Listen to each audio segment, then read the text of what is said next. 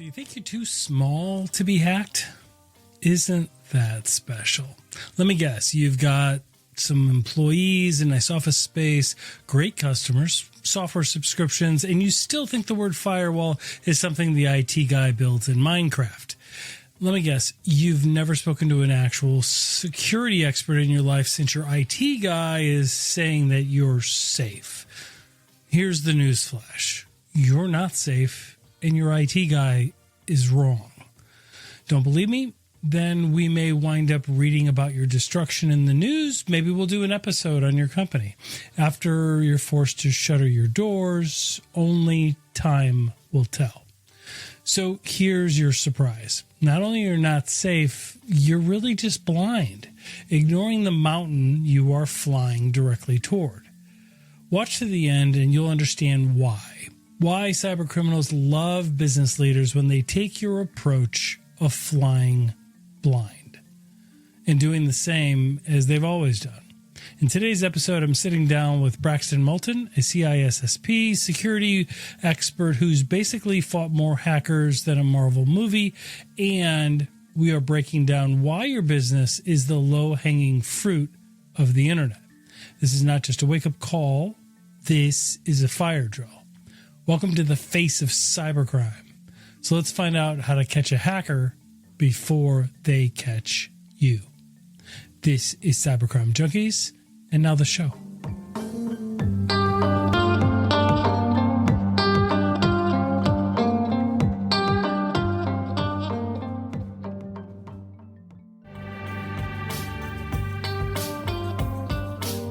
Catch us on YouTube, follow us on LinkedIn, and dive deeper at cybercrimejunkies.com.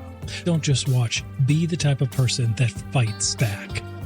This is Cybercrime Junkies, and now the show.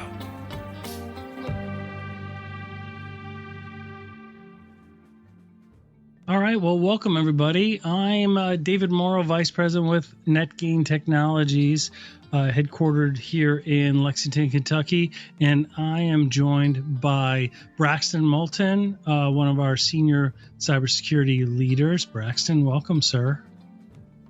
Thank you. Thanks for having me. Well, I'm excited about what we're going to be talking about today. We're going to be talking about eyes on glass and monitoring your network. Who's monitoring your network, and why does that matter to business leaders, right? In all shapes and sizes of organizations, but in particularly in that mid-market, that smaller organization that maybe hasn't considered this in the past. And we're going to explore kind of how Security Operations Center, a SOC, Security Operations Center, fits into somebody's IT stack, right? And so as we jump in, I'd like you to introduce yourself briefly, Braxton, and kind of tell us a little bit about your experience and what you guys do as head of a cybersecurity team, and in particular here with NetGain Technologies. Sure. So as David already mentioned, my name is Braxton Molton. I am the Technical Director of Security at NetGain Technologies. My primary role is I work as a virtual Chief Security Officer with our clients. It's across many different verticals: healthcare, manufacturing, finance, law firms even. But that's in the effort of working with them on a consulting basis, helping them to improve their cybersecurity posture across known cybersecurity frameworks. That could be NIST 800-53, 800-171, the NIST cybersecurity framework, HIPAA, CMMC, you name it. There's all kinds of frameworks that I could list off here. We don't have enough time for that today. But outside of that, we also have our SOC, Security Operations Center, that we are partnered with a SIM provider where we, and our security engineers, we review those alerts and incidents, and we are the response. We're the boots on the ground for those incidents as they come through. So on top of that, along with helping to provide vulnerability scanning, security awareness training, and just general cyber hygiene. Fantastic. Yeah, I mean, the work that you guys do is absolutely remarkable. when we think about network monitoring, there's a little bit of confusion. And when we speak with business organizational leaders, some of them may not have, threat hunting or actual security network monitoring. They might have different or IT network monitoring. And they may have a false sense of security because they feel, well, we haven't been breached in the past. And whenever I hear that, one of the first question that comes to mind, whether it's articulated or not, is how do you know? Like, how do you actually know you haven't been breached or haven't been, exfiltrated? You might not have been extorted, right? You might not have had it brought to your attention, but you don't necessarily know what you can't see. And so can you explain to us a little bit about what security network monitoring is compared to garden variety network monitoring, both of which are critical? But, right. If you could walk us through that and what that really means to business leaders, that would be great. So we've got a little breakdown here on this slide of what a SOC is, what a NOC is, Security Operations Center, Network Operations Center. I want to start on the right side, which is the Network Operations Center. This is what we might be more familiar with, because that is a more common component that we see with standard IT operations. So if you've got someone internal as an IT team, maybe it's just one person, or if you're more familiar with just working with an MSP to help provide IT operations for you, a NOC is probably in use in some degree. So that's providing things like performance monitoring, heartbeats for devices, making sure that they're online. That's going to assist your IT personnel in terms of the standard operations of the devices and how they work on the day-to-day. That's going to make you more aware of like when devices go offline, when they're online. It's just a key component for monitoring your IT infrastructure in general.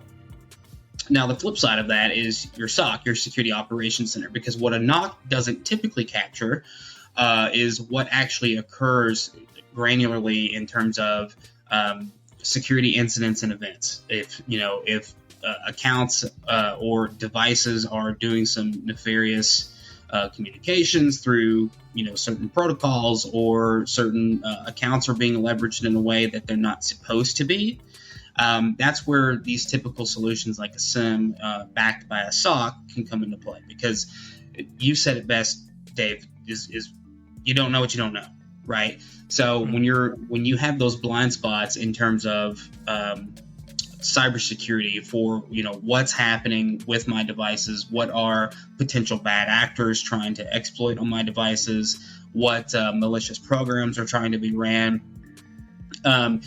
the SOC comes into play with having like cybersecurity experts, cybersecurity analysts that understand what those threats are, what they're trying to do, and also help you with the types of data that might be accessed, types of data that potentially might be exfiltrated. And not knowing that could mean unbelievable amounts of money to the business in the event that you are extorted, like you mentioned, David, or if you are under some sort of compliance or regulation where a potential breach would actually come down on you as like a potential fine or even worse.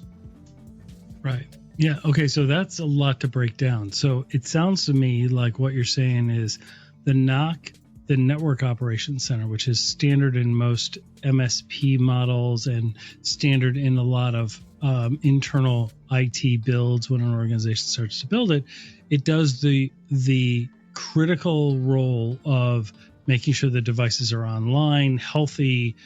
It focuses on the reason people buy the technology in the first place, which is to be more productive, to streamline operations, etc. Right? So absolutely critical.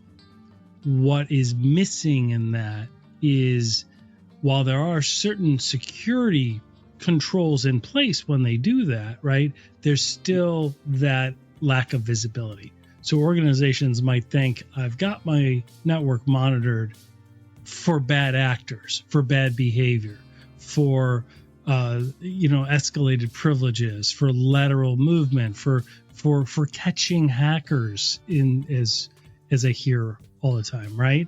And the truth is that's not part of it, right? That is really the role that the Security Operations Center does. Is that fair? That's fair. Yeah, a SOC will help you with what's being accessed, right? If I could try to break it down. And the network traffic, like whether Correct. they're moving, whether data is being exfiltrated, which is a fancy word for stealing, right? Like taken away from your network, like, hey, don't take that, that's ours, that type of thing, right? Correct. Cool. Yeah, that's really, really helpful.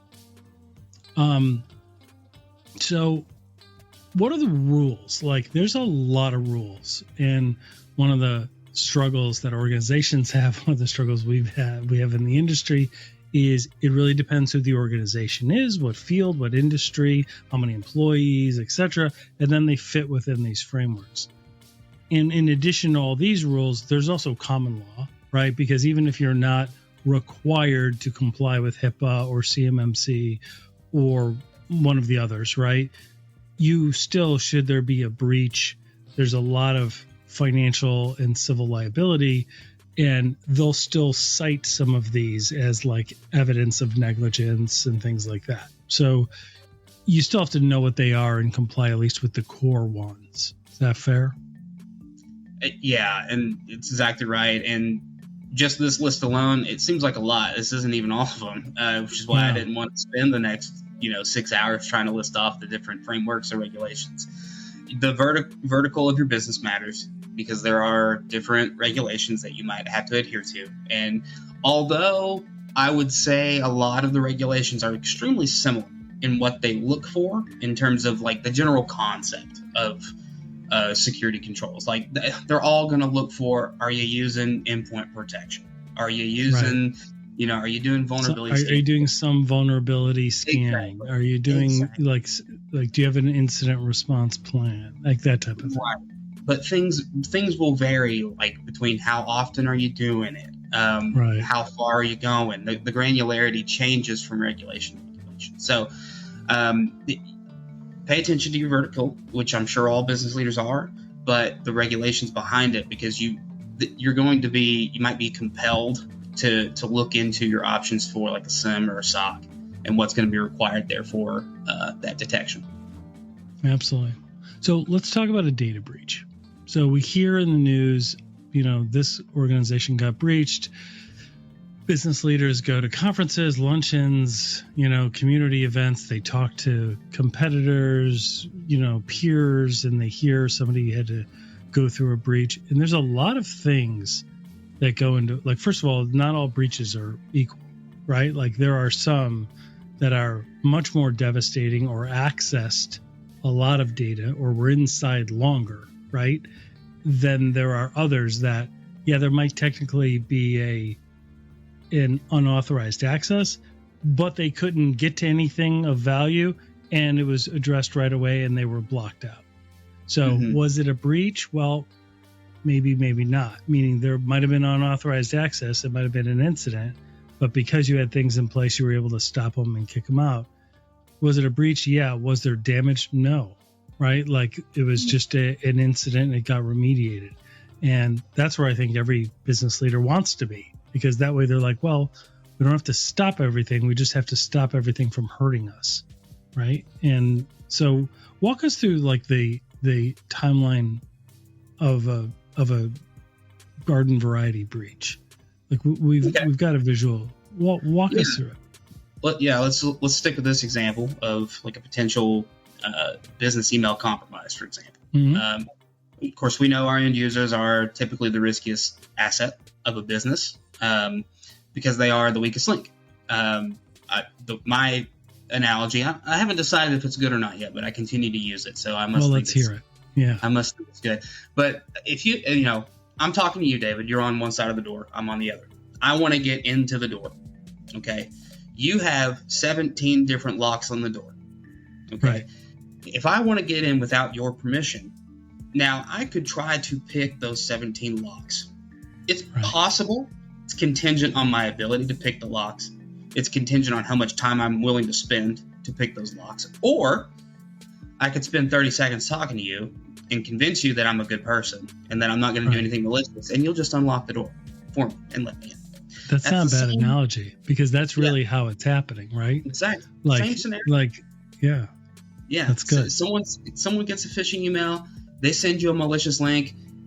You convince the end user that you're a good person, that you are who you say you are, and that you're trying to do this good thing. Maybe you pose as someone that they often do business with. They click a link, they input their credentials, bam, they're in, right?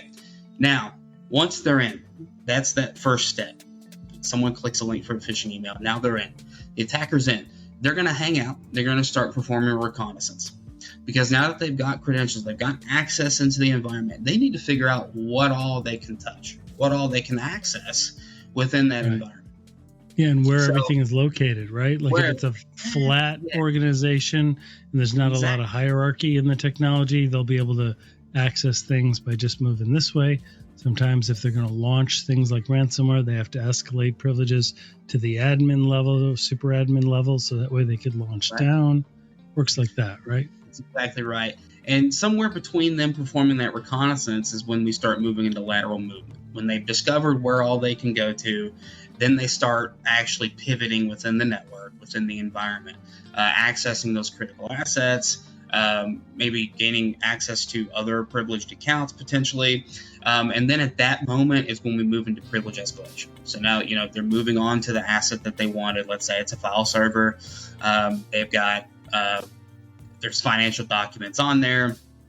They need to log in as potential domain admin or something of that nature. And they were able to escalate their privileges to a super user, like you mentioned.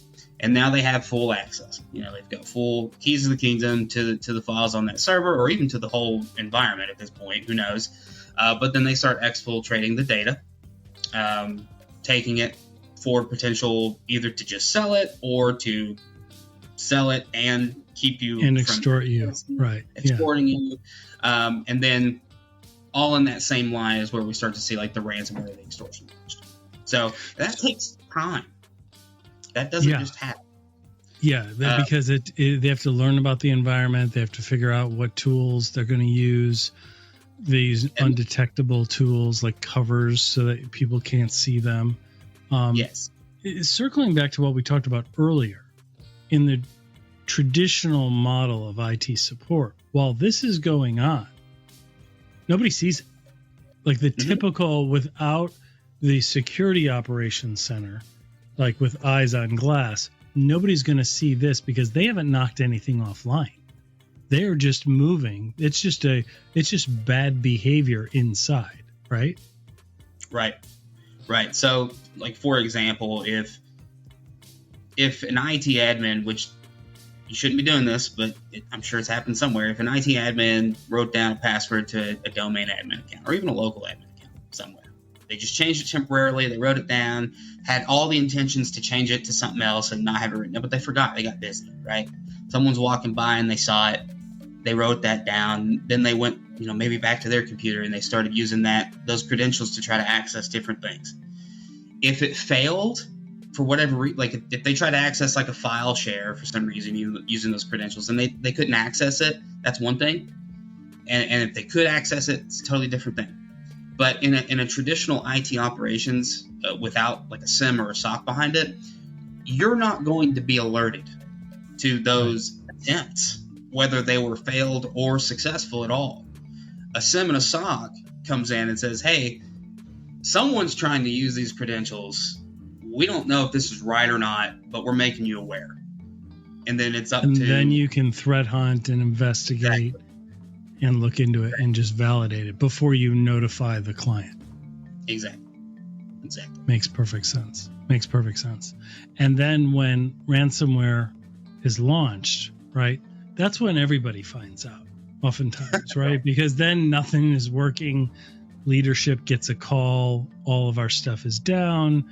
We have to negotiate on a Tox channel, download the Tor browser, and negotiate with a foreign adversary on the dark web. And most business leaders have no idea what that is, nor do they ever want to do it, right? Because the people on the other line are extremely good at what they do.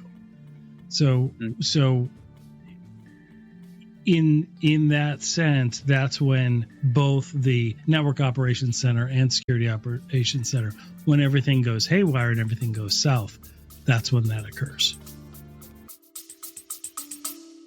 Stay with us. We'll be right back. Most business leaders have a fatal flaw which results in their growth being interrupted or stopped terminally. They ignore the mountain they're about to crash into, distracted by the focus on revenue growth. Until it's too late. Don't become another fatal business statistic. Keep your cybersecurity modern so you can grow without interruption. Stay competitive. Get NetGain. Stay focused on your growth and funding. While NetGain keeps your technology always available with expert-level cybersecurity services to stop breaches in their tracks, all at a fraction of the cost of managing it yourself. Don't wait for a technology disaster to interrupt and cripple your growth. Speak with a specialist today. Contact NetGain Technologies today at 844-777-6278 or reach out online at netgainit.com. That's 844-777-6278 and netgainit.com. Grow your business uninterrupted. Contact NetGain today. Exactly. Yes. And you mentioned the dark web, just to throw that out there, that if you watch like a lot of like CSI or NCIS, they used to love the term dark web and mainframes and things like that. Those things are real. They're just not using the right context. So the dark web is real. It's littered with credentials and other nasty things that are out there, but it's just things that you don't typically, like typical end users can't access. So correct. Yep. Well, and throughout this whole process, one of the most remarkable statistics from IBM and IBM's threat report is and attendees, you can Google this, right? Like, how long are attackers inside my network undetected on average in the United States? And it ranges because it changes periodically, but on average right now, it's like 206 days. I mean, that is a long time, Braxton. That is more than 6 months. To me, that's like somebody having stolen your wallet, using your credit cards for more than 6 months before you even know it's happening and can call the bank or do anything about it. It's really painful. It's the difference between breaches being in the news and being bad and breaches just being remedied and just being an incident. Right. So I guess to kind of highlight that is, you don't know if someone's in the environment without the SIM, and you don't know how long they've been in the environment without the SIM. Yeah. Until something is executed, typically like ransomware or extortion. So, and these bad actors that go into environments, they're smart about it. They wait. They take their time, because the more that they cause noise, the more attention they get. Right. So that's why we see these long periods of time where they're in an environment. Yep, absolutely. So you use the phrase SIM. So that means security information and event management, right? It's SIEM. It's pronounced SIM, like a SIM card in a phone. And walk us through what it does. Now, granted, it's just the tool set, but it's the tool set that, when used properly by a security operations center or security analyst, actually gives visibility, eyes on glass, to that network traffic and that bad behavior. Is that fair? Correct. Yep. SIM or SIEM. I won't harp on you if you call it SIEM. It doesn't matter to me. But so security information and event management tracks and helps correlate logs for potential security incidents. So it pulls. Let's take a standard environment. Windows, Active Directory. It's pulling logging firewall, cloud apps, stuff like that, right? And all of these technologies, they put off events that are like raw events that is just raw data that humans can't analyze. We couldn't do it. So the SIM tool collects all that because they're kept in logs, and then it translates that into English for us. Basically. Correct. It helps provide context for incidents. Right. So if you were just looking at raw logs, for example, in Active Directory, there's a lot of noise, hard to pick out if there's actually something actionable there. Right. What a SIM will do is kind of correlate. It will pull in the logs from the firewall, pull in the logs from Active Directory, pull in the logs from Office 365, and it'll say, okay, on Office 365, someone signed in from Belarus. We know they're not from Belarus. And then a few minutes later, we had the same IP from Belarus came through the firewall, and logged into a device on the network, and then it used the local Active Directory credentials from the Office 365 account because maybe it's synced or something, and just correlates it and makes it more you're more accurate in your ability to ascertain whether or not this is something that's a potential incident. Yeah, I mean, think about it. Like, there's logs for everything, right? Somebody updates Adobe on their work computer. They're going to create a log for that. There's going to be a log, and so you don't want something alerting your IT or your security team because you don't want to be going and investigating it. It's fine. Somebody just updated a regular app, but it still creates a log. So the SIM actually filters like somebody's trying to download data to Belarus and somebody's just updating, Adobe in Ohio. Like there's a difference in terms of risk there to the organization. That's exactly right. And it, like you mentioned, the SIM is the tool. It's the solution. The SOC is where it comes into play to really make it more worth its value. So analogies, because we love analogies. So an analogy is almost like a security camera, right? Like there's a security camera top down over your whole home, right? Like in the, yes, we could still let them in. Like you could still socially engineer us, we'll unlock the 7 locks and let you in. But the point is hopefully with these things in place, you'd be able to see them walking up. You'd be able to see them knocking on the door. You'd be able to catch them in the act, or at least immediately once they got inside, right? Like once I let you in, right, you'll have cameras on that. You'll be able to see the person walking around the house and catch them before they're inside and camping out for 6 months. Yeah, I guess to a small caveat to that, I would say it's like a security camera that also can detect motion. So it's one thing having like motion detection. Camera. Yeah, I like that. Yeah. Sometimes security cameras don't do that, and security cameras are nice because if someone broke in, then you have that and you can go back and look, but there's nothing there to tell you that it's happening in the moment unless there's it's like a smarter camera that's capable. Right. Like a motion detector, like an AI motion detection that can alert there is somebody there walking around right now, which a lot of them have now, which is good. That is a very good analogy to it. So that's awesome. So walk us through kind of what a SIM platform does. I know you've explained it pretty well, but we have this other beautiful slide, so I'd like you to give it some value and walk us through it because it does bring up a really good point. Right. So again, it is just like a correlation of logs and events. So it's very hard for even someone that's like a standard system administrator. They are not, that's not cybersecurity is not their focus. Cybersecurity is not not their bread and butter, and the SIM can really help with the understanding of. Here's the things that are happening within our solutions, because like Active Directory is incredibly noisy just in general.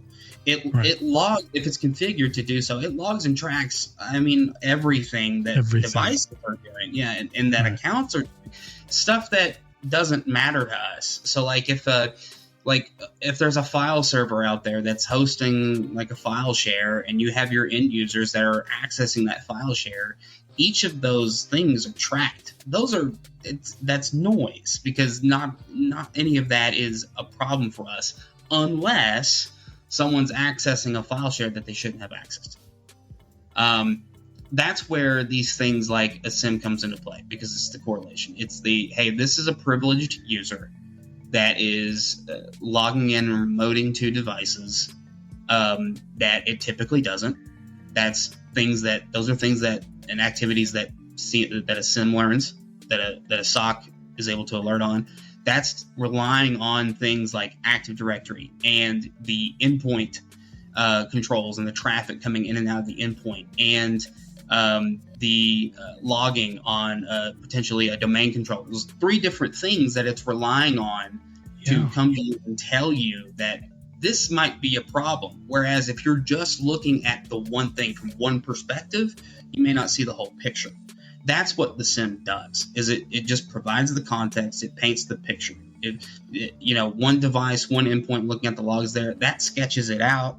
The other things provide the shading and the color and really make it stand out to you. Yeah, that's really good. And when you talk about privilege escalation, when a threat actor or a hacker, as Hollywood calls them, like if they socially engineer somebody and somebody lets them in, well, if they can act as that person and have the access that the person that let them in has, right?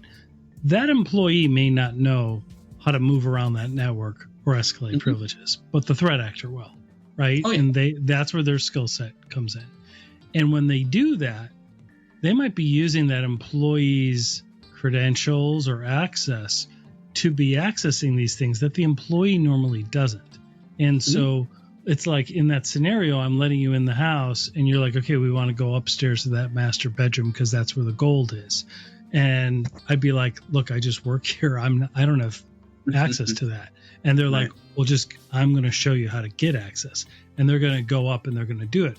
But that movement and that accessing it when you really shouldn't be accessing it, that's the type of bad behavior that before they launch and typically nobody would see, SIM actually gives visibility to. I'll tell you another thing about that scenario is at the end of the day, when you get an alert from the SIM, someone's account is accessing something they normally didn't, they don't. Once that's been remediated, you also have the information of that account was able to access this data. Let's review if they should have been able to in the first place. So that's additional info that you may not have had before from like potential privilege creep and just additional understanding in your environment that you may not have been aware of before.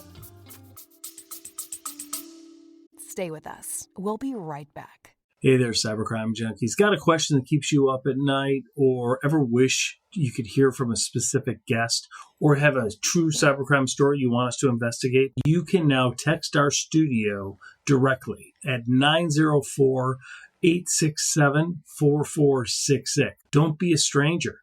Text us at 904-867-4466. Don't miss the chance to be part of the conversation. Text us direct at 904-867-4466.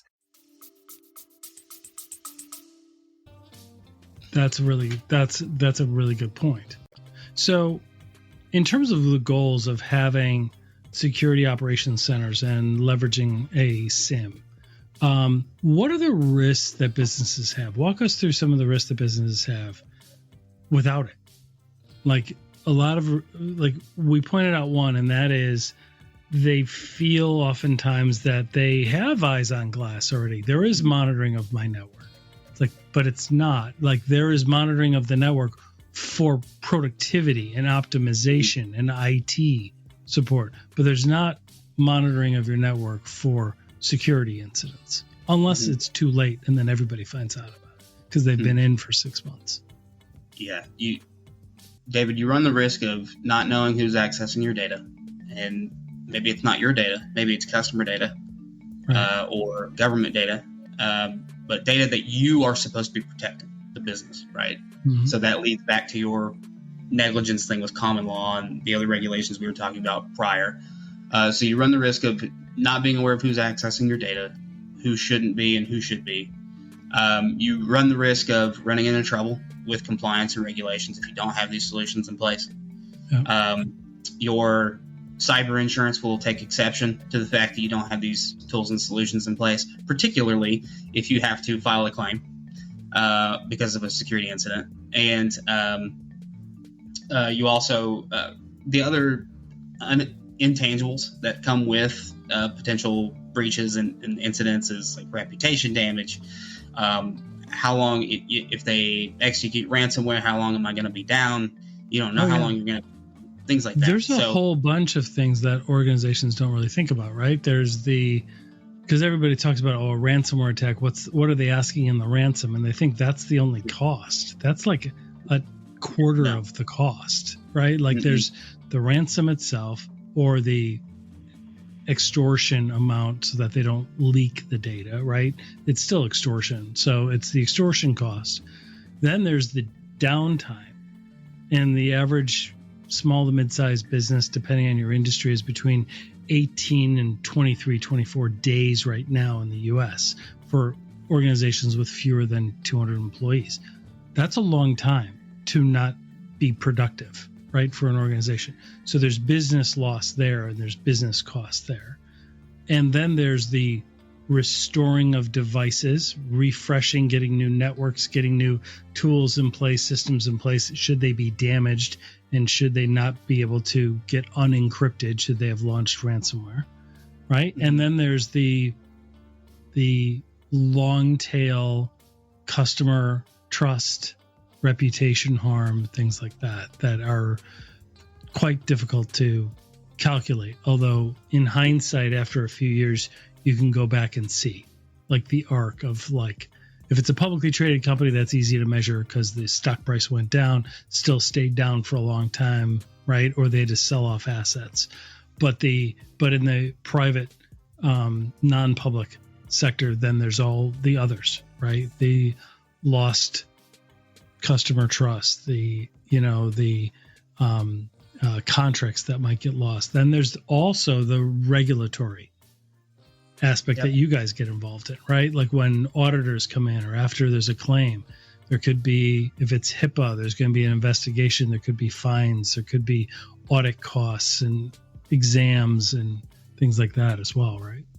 Mm-hmm. That's exactly right. So, there's just so many facets to the different regulations that drive your business that unfortunately the SIM and the SOC has become very much tied to. So not having it would be very detrimental to you at this point. Yep. Yeah, because it's really, to me, it's always, and I don't want to digress, but to me, 15, 20 years ago, we were all aware of these things. And as security people that are passionate about protecting organizations, like we thought everybody should have it and it was great, but it didn't really make as much of a business case to do it back then because look, we had computers in the office, and frankly, if they were down for a couple of weeks, we were still fine. We could still function. Yeah. We could still pay employees, engage with customers. We still had paper versions of everything. In the last 15, 20 years, we've all gone through digital transformation. When's the last time we went to a physician and the nurse came in with a stack of our medical records? Like, it doesn't happen, right? It's all on a tablet. It's all on a PC. Everything's been digitized. And so because of that, there's risk. And when things go down, because we're more reliant on the technology for everything we do, there's those blurred lines between that physical realm and the digital realm. Mm-hmm. So, to me, it seems it's more of a standard now. Now it's something that to understand what your risk is and to know as a business leader what your risk appetite is, you need to know what it is. You need to be able to see. You need to have visibility. And that's what this provides. Makes perfect sense. So walk us through this. Walk us through the difference between just the tool and what the security services are that leverage the tool. You've touched on it already, but it kind of tells us like a typical stack in a small to mid-sized business, and then things that you're not able to see. Right. So lots of different tools here on the left: firewall, antivirus, email encryption, you name it. We preach a multi-layered defense in cybersecurity. Everybody does, and you should, because there is no tool that is 100% effective. If there was, right, David, you and I wouldn't be sitting here. No, I'd be on board with that one tool if it existed, but it doesn't exist. Exactly. So we preach a multi-layered approach. The issue with that is they don't talk to each other. Right. They might log there, but they don't talk to each other. That's why a SIM exists. Again, going back to that correlating logs, because firewalls, antivirus, email encryption, those things don't pick up. That's a really good point. SIM kind of pulls it all together, doesn't it? It does. SIM is like the one, and I hate to use that phrase because everybody's tired of it, but that one pane of glass that sees all the different sets, pulls it all together.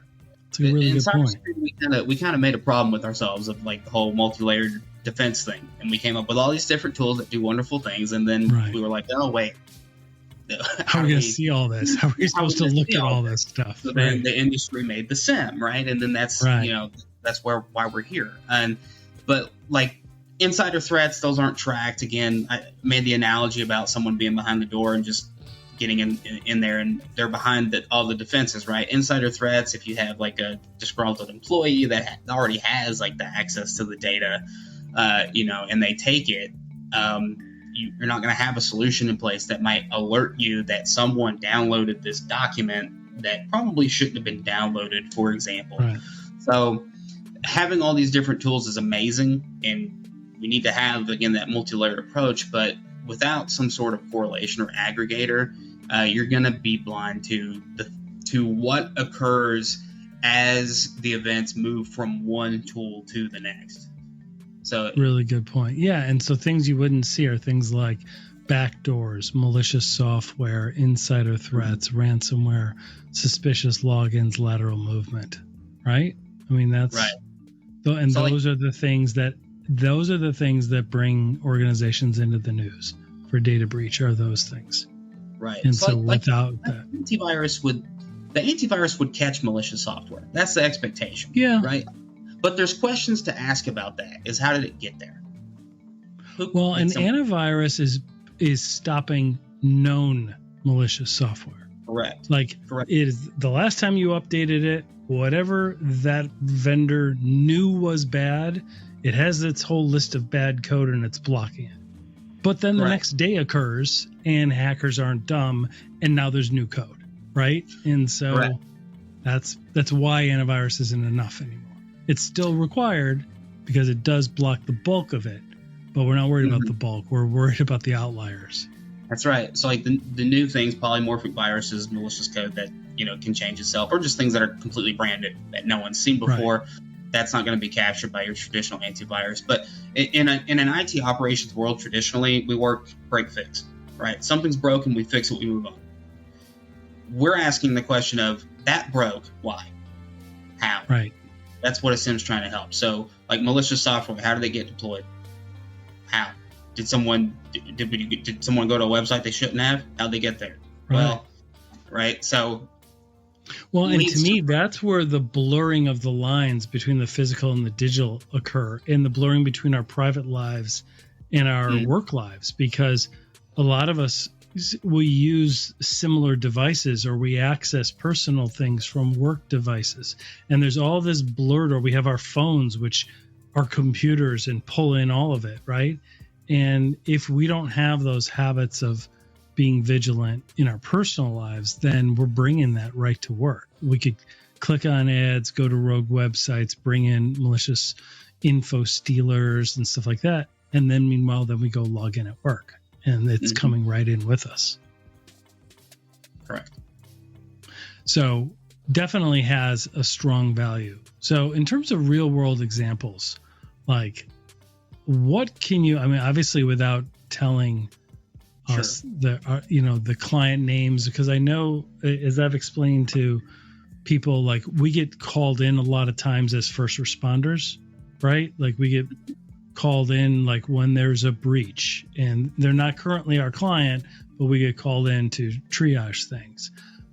Or we get, we've been able to leverage SIEM in our security operations center services to catch something before it is technically a breach. Like what can you share? Do you have any war stories? I know you do, because I've heard like 50 of them, but what can we share with them that would be relevant here?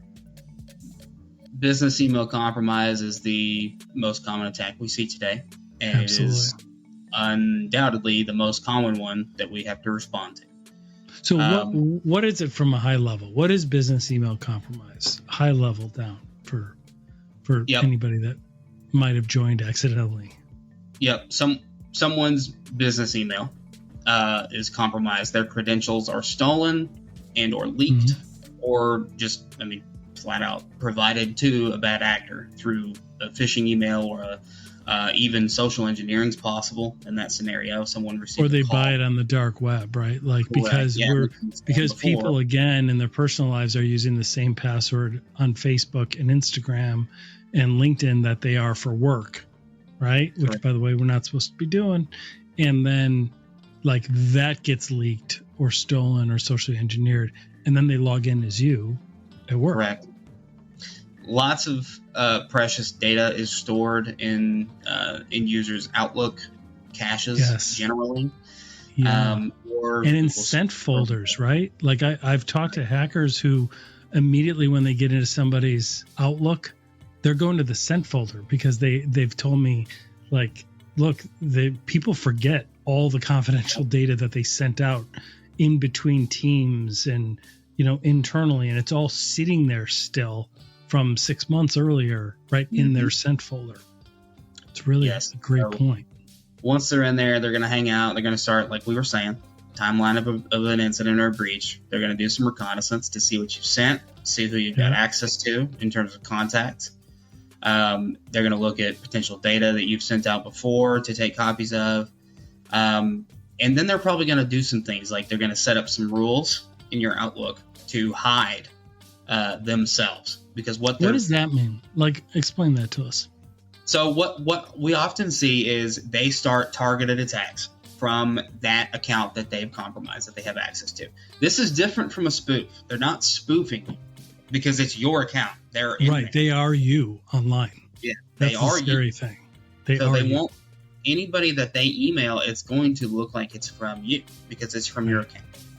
So they're going to start making some plans of either sending some targeted emails to like perform like a wire transfer or some things that we've seen before, or they're going to start sending out mass emails on your behalf to your contact lists to try to breach either other companies or other accounts. So what they'll do is they'll set up Outlook rules, and when they send those emails out, the expectation is that they're going to get replies.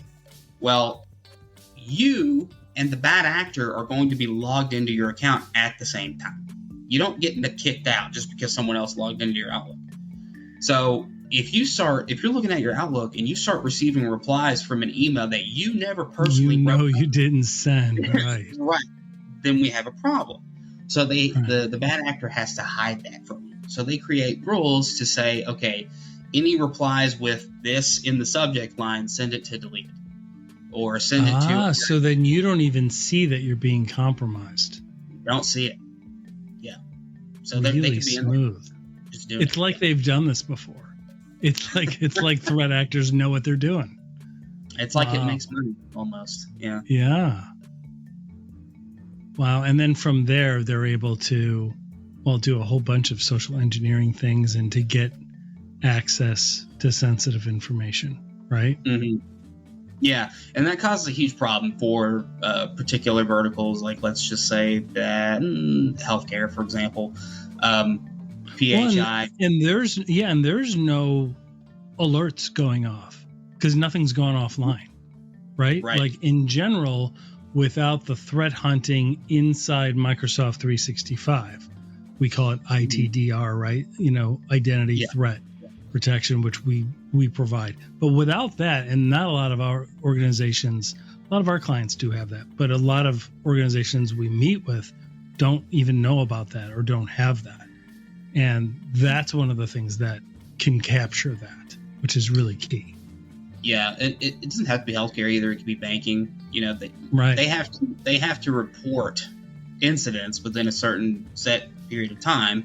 Then the question becomes, oh boy, like, did they access PII? Did they access customer data? Because you have to notify these people that this has happened. And a SIM is really important in that effort as well, because it keeps the logs of what's been accessed, right, of the data. That's all the accessed. Forensic work can be found. Correct. So that you can find out and go back and say, oh, here's really how it happened. Here's how we didn't know it. Here's how we discovered it. And then that's how we stopped it. Correct. So, if you're in a scenario like that, getting that data is valuable, especially if you're going to talk to your cyber insurance, because they might have a forensics team on standby for you. They may not, but they're going to look for that data. They want to know. Yeah, because depending on what you put on that application, there could be reasons to decline the coverage, which they want to find first before they spend a lot of money. Right. There's a whole bunch of different things going on in the background, which is good because by having security operations services in a SIM, you're like, that's what the insurance companies want you to have in the first place. So by having that and being able to get that data, you're so much more protected than just the actual even services that it is providing, because it's helping you with it's tying together all the other things that you have. Agreed. That's really good.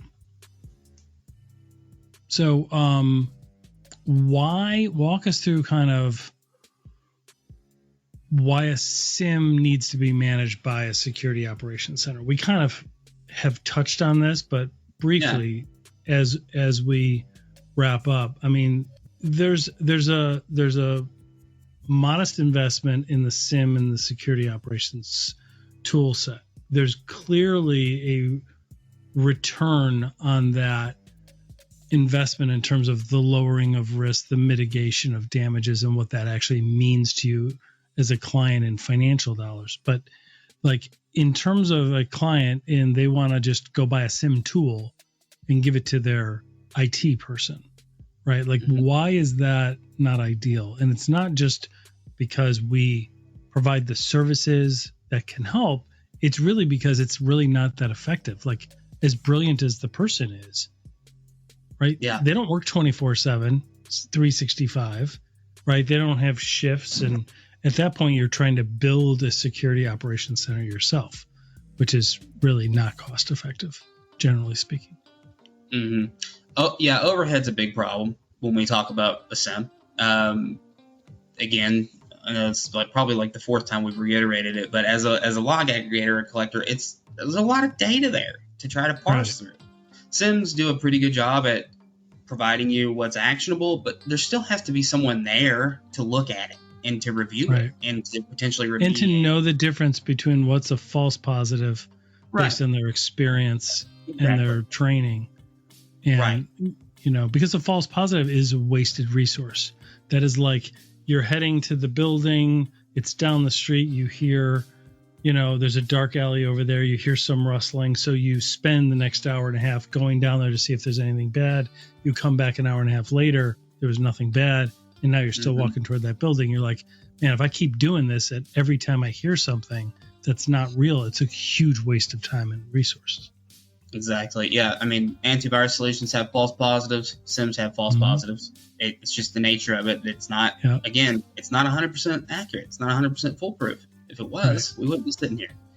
Right. But So that's where the human element comes in to be able to discern the difference, right? Exactly. But your internal IT may not have the time. It may not have the bandwidth. So asking them to parse through all those events and things that a SIM might provide them just may not be feasible. Based off of time. The other issue is they may not be the appropriate personnel to actually make that determination of whether something's actionable or a false positive or not. Typically, what we would anticipate from SOC analysts is that, they have cybersecurity background expertise, that they're certified in cybersecurity to some degree. They understand what these different types of attacks might be trying to do. They understand, at a glance what the potential impact might be, or the different aspects of their IT might have been touched as a result of that. So, again, going back to Beats and email compromise, it's not just their email account that's compromised. What else do they have in there? Did someone send passwords in their email? What were those passwords? What does that have access to? This user account, is it synced to local Active Directory? So they could have potentially logged in to the domain and done something. You can see how it goes, different areas. That level of expertise and that experience may not be available to that IT person or team that is what you might anticipate to actually review the SIM. So labor costs, skill sets, and it's often more expensive too. Like when you go and you buy the actual tool itself, you've got to be paying for all that storage, for all those logs, and you wind up storing a ton of data that you don't need. And you end up spending all this for something that is brilliant as the internal IT resource can be. It's not a knock against them at all. It's more a matter of biology than anything else than technology. Because as brilliant as they are, they know what they know, they don't know what they don't know, and they can only be in X number of places at once and can only work so many hours, right? And while they're doing it and they have to go remediate something that let's say that they actually found, then who's watching the sim during that time? Like there's a whole bunch of real life scenarios where it really does make sense to use a service that does that for you. And then that supports that internal IT resource that makes them even more strategic, right? And more valuable to the organization. If you're going to keep it in-house, you got to have the personnel and you have to have the infrastructure to back it. So absolutely. Yep. That's excellent. So if anybody would like to find out more, we offer a no-cost tech forward workshop where we will put up best practices, put up compliance controls, things like that are relevant to you, initiatives, give you, identify what you're currently doing today, identify gaps, find a good roadmap that makes sense for you. And we do that in a collaborative whiteboard manner, and it's all done at no cost with no strings attached. So if anybody has any interest in that, we welcome the chance for you to sit down with one of us and learn what good looks like, what great looks like, and kind of, chart your course to securing your organization's brand. Braxton, really, thank you so much for spending the time with us and walking through this. It was really, it's really enlightening, and I love the analogies. I'm always looking for good analogies. And, the one thing that we like to explain to small to mid-sized businesses is you don't have to do every single thing under the sun, right? Is that a fair statement, Braxton? Like the truth is that attackers, they might not necessarily be looking at your organization, but they're looking for the open doors that are out there. They're running campaigns for vulnerabilities. They're going through like-minded or very similar suited organizations just like yours, and not having the resistance is going to be that open door, right? Picture in your mind a robber, like a bunch of cars parked at the Target parking lot, and threat actors are really the robber that is walking by all the car doors and just seeing which ones are open. Yes, they could always break the glass and do that, but that's going to cause a scene. Security cameras are going to go up, whatever, right? And they're going to get caught. So what they're doing is looking for the low-hanging fruit. They're looking for the ones that leave their car doors open. And that's really the key. And what SIM does is keeps those doors locked and has cameras on the car, right? Like it's able to record it afterward for posterity's sake when you'll need it, but it's also able to catch it in the act. And that's really important. So to find out more, please reach out to us. If anybody has any questions, we are happy to address, or we can address them later and reach out. But we thank everybody for attending.